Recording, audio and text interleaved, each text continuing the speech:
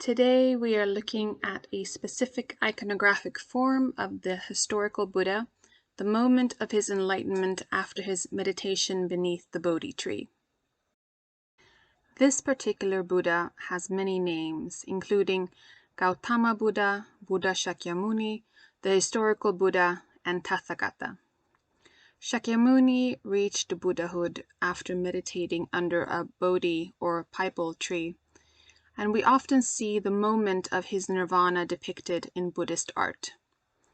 These depictions are known as Buddha in bhumisparsa-mudra, or the Buddha displaying the earth-touching gesture. The gesture shows the moment of his enlightenment, as well as the Buddha's defeat of temptation and evil intention, personified by the demon king Mara. Here is a bronze statue where the Buddha sits in meditation pose and has his right hand in the earth-touching gesture. This statue is in the Indian Museum in Kolkata, India. This next statue is in the National Museum in Bangkok, Thailand. The Buddha sits with his feet raised in the full lotus meditation posture. His left hand rests in his lap while his right touches the ground to summon the earth goddess to witness his resistance to the myriad temptations cast in his way immediately prior to his awakening.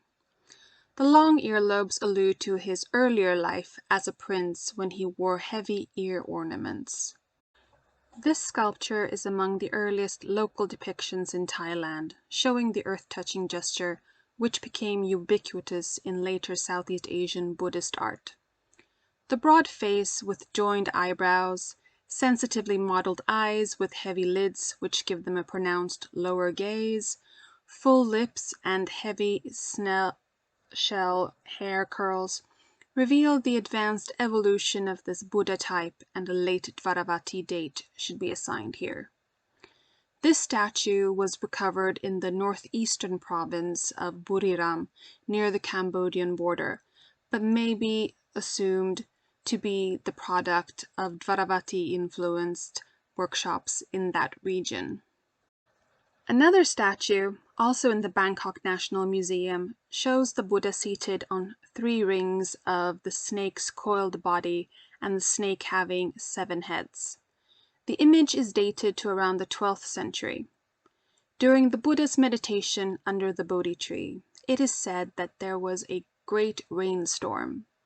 In order to protect the Buddha and allow him to meditate, the king of serpents, Muchalinda, came from beneath the earth and encircled the Buddha and opened his hood over his head to protect him. And thus the Buddha remained undisturbed to continue his meditation. While there are images showing the snake encircling the Buddha's body, the most common depiction shows the Buddha seated on the rings of the snake and the hood acting as a halo. The iconographic form with the earth-touching gesture continued to be popular in mainland Southeast Asia, and we see examples of it from different time periods. We have a statue from the Sukhothai period dated to around the 15th century. We see the face become elongated and the crown of the Buddha's head topped by a flame. This statue belongs to the Ayutthaya period and is dated to around the 16th century. In the base, we see elements of the story of when Buddha reached nirvana. We see the earth goddess at the front of the base kneeling. She holds her long hair in a gesture of wringing out water to wash away the troops of the demon Mara, who is trying to prevent the Buddha from attaining enlightenment. Mara is a malignant celestial king who tried to stop Prince Siddhartha from achieving enlightenment by trying to seduce him with his celestial army and the vision of beautiful women who, in various legends, are often said to be Mara's daughters.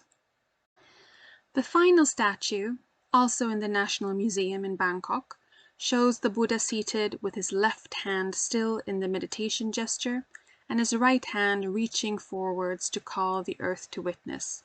The flame at the top of the crown has evolved into an even sharper and taller flame.